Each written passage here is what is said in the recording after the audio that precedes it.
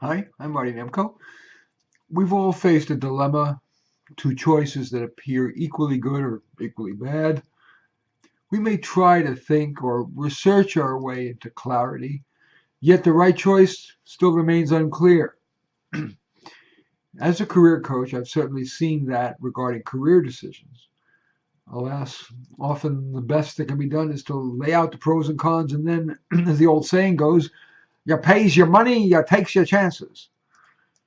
Well, here are some pros and cons in some common career dilemma situations. These are 7 of these. One, should you be audacious?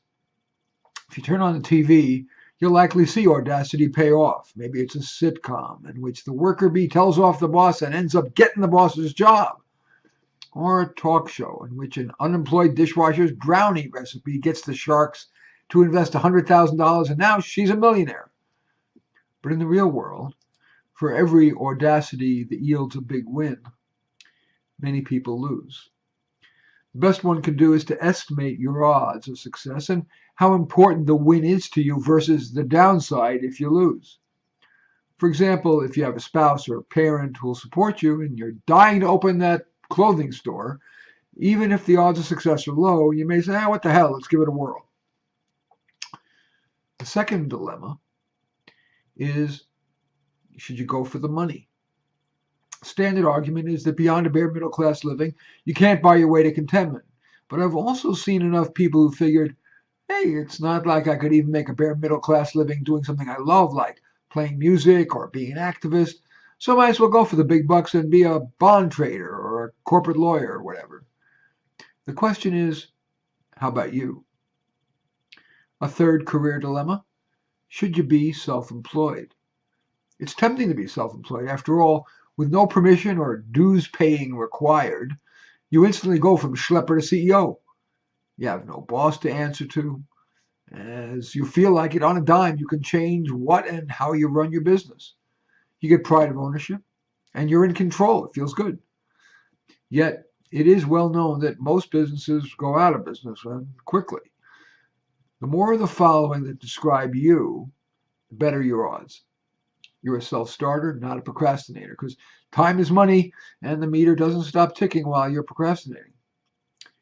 You have a nose for what will sell that's well beyond, well, what do I like? You're smart enough to handle most elements of a business yourself, sales, marketing, the myriad problems that arise, maybe even basic accounting and IT. You're committed to and have a talent for being parsimonious, that is, buying low and selling high while remaining ethical. So, in light of all that, should you be self-employed? Should you work for a nonprofit or a for-profit? Well, conventional wisdom today is that corporations are evil. They're only out to maximize shareholder and executive profits at the expense of the people and the environment. And there's some truth to that. On the other hand, many, if not most, shareholders are just plain folks like teachers, tradespeople, librarians, who worked hard for every dollar. And by investing in companies like Google or Toyota or Disney, whatever, they've got a shot at paying for their kids' college education, for their retirement, and so on. And corporate employees, if you're working for a corporation, you're more likely to make a good living than if you're working for a nonprofit, which relies heavily on volunteers and so pays low, but they still may expect long hours because of your commitment to the cause. And besides, corporations' efficiency enables those just plain folks to afford everything from toilet paper to tomatoes, to a TV, to a computer, to a smartphone, to the baby aspirin that we older adults take to prevent a heart attack.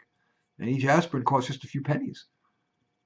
But back on the other hand, nonprofits help, as the New Testament says, the least among us.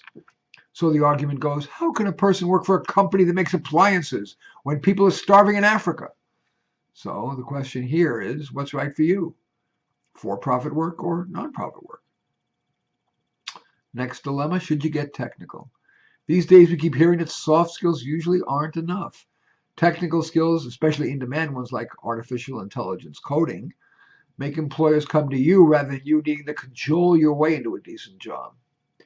But many people struggle to get sufficiently technical, and they like tech less than using, for example, people skills or leadership skills. Again, the question is you. Do you want to get technical, or are you willing to bank on your soft skills being good enough to prevail?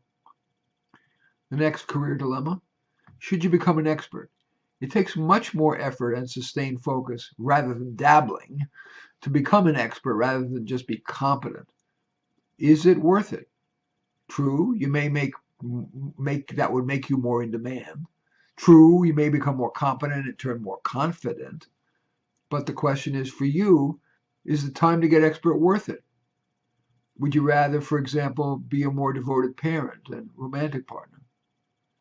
And the final dilemma, should you get that degree, maybe an additional degree?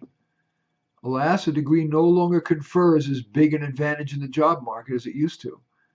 And the amount of useful learning for all the time and money is often astonishingly low. Yet most employers still do give a big edge to degree holders. The more degrees, the better. Your degrees may even make you more likely to attract a quality romantic partner.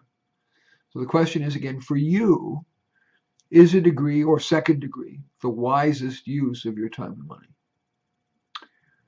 The overall takeaway here, many of us wish for crystal clarity before we make a big decision. Unfortunately, that crystal clarity too rarely comes, even if we do a lot of research.